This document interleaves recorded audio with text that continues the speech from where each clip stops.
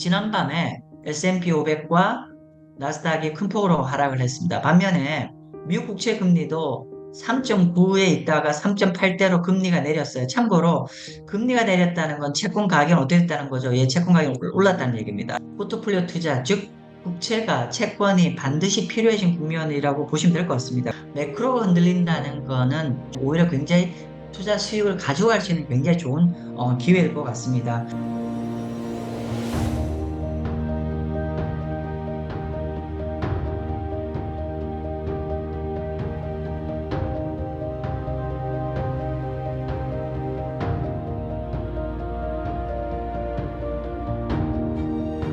네, 안녕하세요. 박용환입니다. 지난밤에 미국 주식시장이 좀 많이 하락했죠. 나스닥도 한 3%가량 하락하고 나머지 주요 지수도 꽤 많이 하락을 했습니다. 그 영향으로 오늘 국내 주식시장도 꽤 2% 이상 큰 폭으로 하락을 하고 있습니다.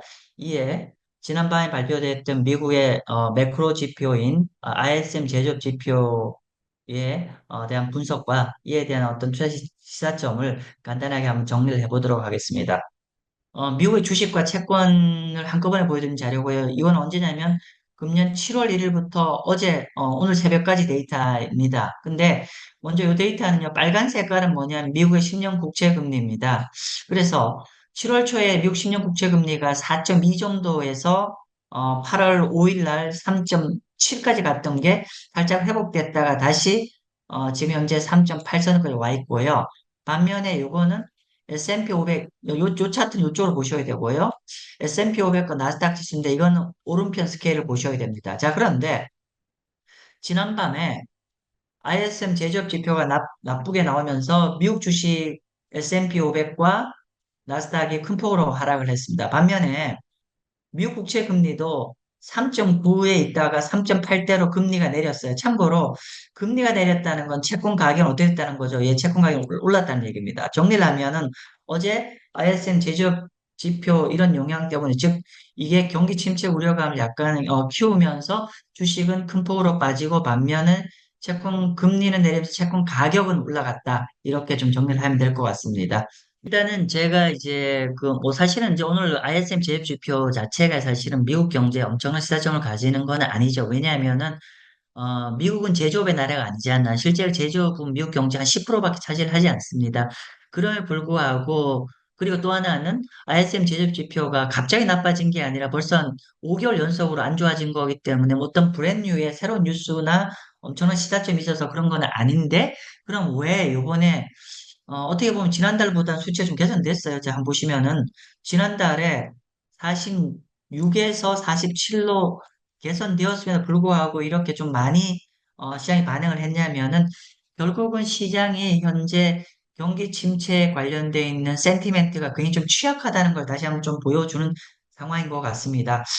그럼 향후엔 좀 어떻게 될 거냐라고 했을 때, 뭐 제가 이전 동영상에도 말씀드렸지만은, 비록 제가 한 1년 정도 본다고 하면 중장기적으로 본다고 하면 저는 이제 경기의 일정 부분 소프트 랜딩보다는 마일드한 경기 침체를 보는 견해를 갖고 있지만 그럼에도 불구하고 저는 뭐 9월달 데이터가 자체가 경기 침체를 바로 보여주는 데이터가 나오기보다는 오히려 경기 데이터가 좀 일정 부분은 좀 안정적인 모습, 마일드한 데이터가 나올 거라고 생각됩니다. 그 주식 입장에서 너무 부정적으로 보실 건 없어 보이는데 아주 단기적으로 펀더멘탈 이슈라기보다는 워낙에 센티멘트가 취약한 거기 때문에 주시가 큰 폭으로 하락한다기보다는 시장의 변동성 크게 당분간 가져가지 않을까라고 싶습니다. 뭐 그 정도로 정리를 하겠습니다.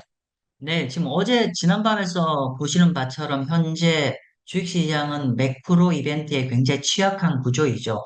그리고 지난밤에도 역시나 보신 것처럼 이렇게 매크로가 흔들리니까 국채 금리가 되면서 국채 가격이 올라갔죠. 그렇기 때문에 현재 우리가 본격적으로 금리가 인하를 앞두고 있고 향후에 금리 인하를 하게 되는데 이런 상황의 대전제는 매크로가 점진적으로 둔화된다는 거거든요. 그러면 실제로 우리 주식하시는 분 입장에서도 이런 포트폴리오 안정성이 절대적으로 지금 필요한 상황입니다. 그러면 기본적으로 시장 매크로 건드릴 때는 국채 가격이 올라가는 구도이기 때문에 이제 우리가 포트폴리오 투자, 즉 국채가 채권이 반드시 필요해진 국면이라고 보시면 될 것 같습니다. 해치 측면에서 채권 투자가 좀 이제 반드시 필요한 국면이 된 것 같고요. 두 번째로 수익성 측면에서 본다고 하면은 오히려 매크로가 흔들린다는 건 주식 입장에서 좀 불안한 거지만 반대로 국채 투자자 입장에서는 매크로가 둔화가 되고 금리가 인하가 된다는 건 오히려 단순하게 안전성 측면뿐만 아니라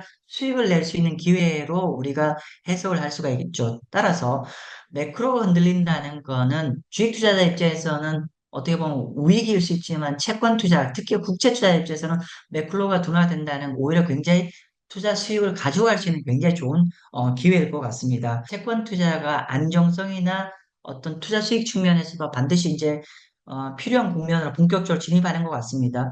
자, 그래서 제가 이제 채권 실전 투자 클래스가 진행이 되는데, 이런 최근에 여러 가지 매크로 이슈나 이런 것들이 궁금해 하시는 분들이 너무 많으신 것 같아요. 그래서 가능한 저희 수업에 좀 참여를 해서 좀 이런 궁금증을 제가 해소를 해드리고 또 금리 인하나 매크로가 둔화되는 국면에서 제가 채권 투자 수익 기회라고 말씀 좀 드렸잖아요. 이런 거를 좀 현명하게 좀 잘해서 여러분들도 오히려 위기가 기회가 되는 활용할 수 있게 제 수업에서 좀 같이 한번 수익의 기회로 한번 만들어 보는 시간이 되었으면 좋겠습니다. 아무튼 내일부터 시작되는 수업에 많은 분 참석 부탁드립니다.